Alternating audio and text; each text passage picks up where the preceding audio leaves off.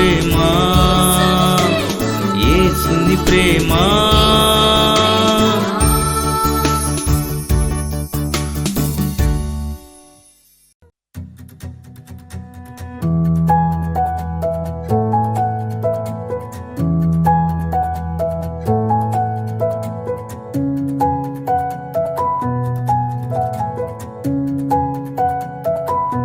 స్తుతి నైవేద్యం.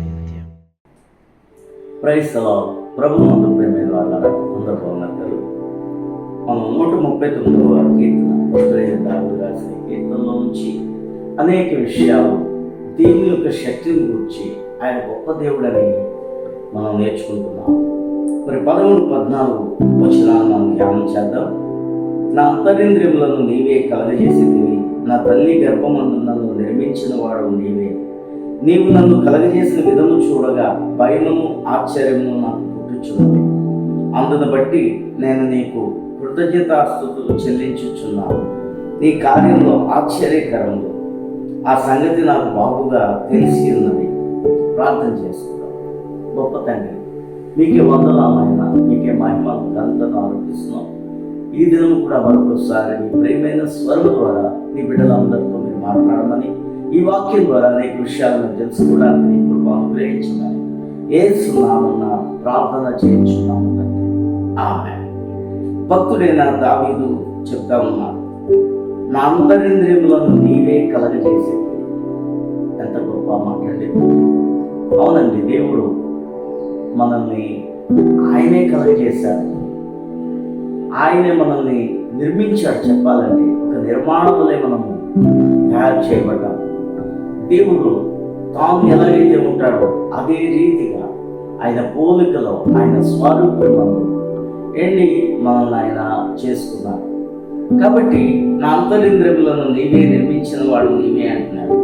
నా తల్లి గర్భమందు నన్ను నిర్మించిన వాడు నీవే. చెప్పాను కదా, మనం ఒక నిర్మాణం లాంటి వాడు, ఒక కట్టడం లాంటి వాడు. ఏది కట్టినా మనిషి దాని మీద చాలా శ్రద్ధగా కడతాడు. అందం ఇది ఎవరు కట్టారు అని చెప్పించుకోవడానికి, మరి చూసేవారికి అందంగా ఉండేటట్లుగా నిర్మాణం చేస్తారు.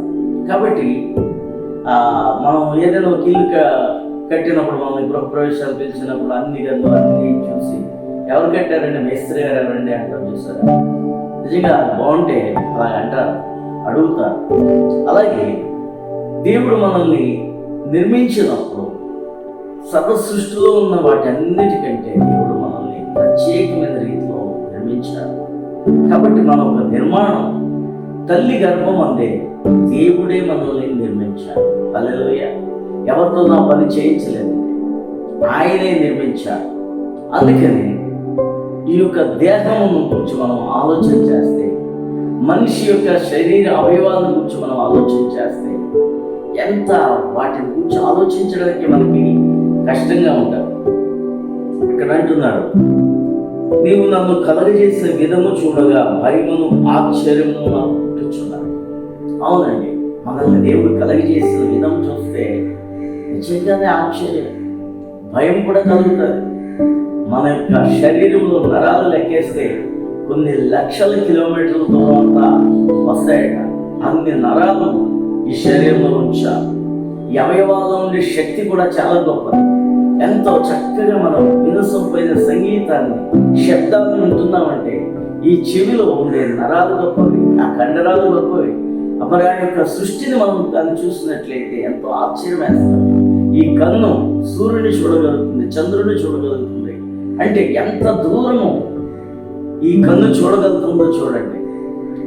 కన్ను చూపు మేరకు అంటాం, కానీ మరి కన్ను చాలా దూరాన్ని చూడగలుగుతుంది. ఎక్కడో కొన్ని లక్షల కిలోమీటర్ల దూరాన్ని ఉన్న నక్షత్రాలను కూడా మనం చూడగలుగుతున్నాం. కాబట్టి ఈ కంటి నిర్మాణాన్ని బట్టి దేవుని స్తుతించుద్దాం.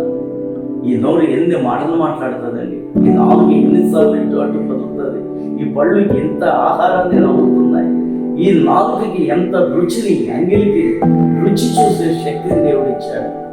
కాబట్టి ఇవన్నిటినీ మన నిర్మాణాన్ని వస్తే, మన కాళ్ళ యొక్క నిర్మాణం, లేకపోతే మన చేతి యొక్క నిర్మాణం, ఇంకా లేకపోతే అంతరంగంలో ఉండే, దేహంలో ఉండే ఆ గుండె, ఊపిరితిత్తులు, కాలేయం ఇవన్నీ కూడా పనిచేసే విధానాన్ని మనం చూస్తే, ఆ కిడ్నీలు చూస్తే ఏంటి ఇవన్నీ కూడా మనకు కనబడకపోయినప్పటికీ కూడా ఎంతో చక్కగా అవి పనిచేయడం, వాటన్నిటిని ఒక ఏంటి దేవుడు ఎలా నిర్మించాడంటే ఎంత జ్ఞానవంతుడండి.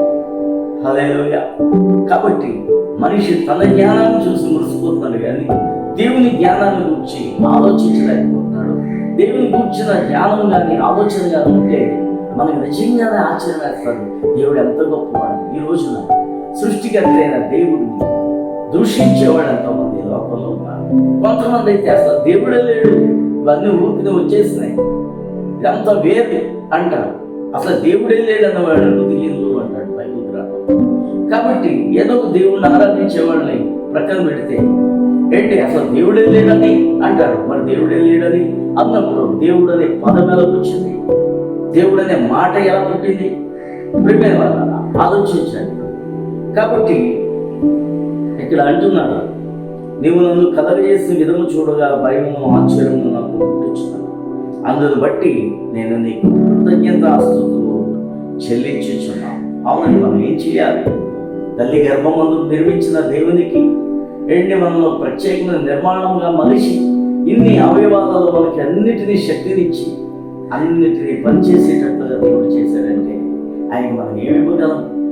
ఆయనకి కృతజ్ఞతాస్తుతులు చెల్లించండి చాలు, ఆయన స్తుతించండి చాలు. దేవా నన్ను నిర్మించిన విధానం చూస్తే నాకు ఆశ్చర్యం వేస్తున్న ప్రభా, నాకు భయం వేస్తున్న ప్రభా అని దేవుడితో దావీదు చెప్పినట్లుగా నువ్వు నేను కూడా అనగలిగితే దేవుడు నిన్ను నన్ను చూసి కూడా సంతోషిస్తాడు. దావీదుకు ఉండే కృతజ్ఞత హృదయాన్ని బట్టే దావీదుని దేవుడు ఎంతగానో వెచ్చించాడు కదా. ఈ రోజున నిన్ను కూడా దేవుడు ఆశీర్వదించాలంటే దేవుడు నేను నిర్మించిన విధమును గురించి కూడా దేవుడిని స్తుతించు, మనసా వాచ దేవుడిని ఆరాధించు. ఇంకా అంటున్నాడు, నీ కార్యములు ఆశ్చర్యకరం, ఆ సంగతి నాకు బాగుగా తెలిసి ఉంది. దేవుని కార్యాలే ఆశ్చర్యం. నిజంగా సృష్టిని చూసి ముగిసిపోతూ ఉంటాడు. సార్ అమ్మాయి ఎంత బాగుంది, నిజమే అన్నీ బాగున్నాయి, నన్ను బాగలేదు, నీలో ఎంత నిర్మాణం జరిగింది. కాబట్టి ఇవన్నీ మనకు ఆశ్చర్యమే. ఇవన్నీ ఏంటి అందును బట్టి మరి నీ కార్యాలను బట్టి నేను సంతోషిస్తున్నాను, ఆ సంగతి నాకు బాగుగా తెలిసి ఉన్నది. కాబట్టి ప్రియమైన వాళ్ళ ఈ సంగతి తెలియని వాడు ఎంతో ఉన్నారు. ఎవరు పుట్టించారు నిన్ను అంటే లోకంలో ఉండే కన్న తల్లి తండ్రి అనుకుంటాం, కానీ ఆ తల్లి గర్భంలో నిర్మించిన వాడు దేవుడు. ఆ దేవుణ్ణి ఆరాధించాలి, స్తుతించాలి, పొగడాలి, మహిమపరచాలి. ఆయనకి మానవు నుంచి కావాల్సిన స్తుతి మాత్రమే. అందుకే ఈ యొక్క కార్యక్రమానికి మేము స్తుతి నైవేద్యం అనేది నిజంగా స్తుతి నైవేద్యం ఆయనకి అర్పిస్తే స్తుతి పైకి పెడుతుంది, ఆయన ఆశీర్వాదాలు మా పైకి వస్తాయి. అట్టి దీవెనలు మీరు అందరూ పొందుతుంది కాదు. దేవుడిని నిజంగా స్తుతించి ఆరాధించి ప్రార్థన చేస్తున్నాం. మహాపరిశుద్ధుడా మా తండ్రి, ఈ వాక్యం ద్వారా మాట్లాడిన ప్రతి మాటను బట్టి నేను స్తుతిస్తున్నాం. ఆయన ఈ కార్యక్రమాలు చూస్తున్న ప్రతి ఒక్కరు కూడా స్తుతి కలిగిన హృదయాన్ని కలిగి ఉండటానికి, నీ నుండి నిండైన ఆశీర్వాదాలు పొందుకోవటానికి కృపను ప్రేమించున్నాను. ఏస్తున్నామన్న ప్రార్థన చేయించున్నాము. ఈరోజు పుట్టినరోజు జరుపుకుంటున్న బి దేవిశ్రేణి దేవుడు దీవించి ఇంకా మంచి ఆరోగ్యమును, తన కుటుంబ జీవితాన్ని అన్ని విషయాల్లో వర్ధిల్ల చేయనుగాక. Happy birthday to you Devisri. God bless you.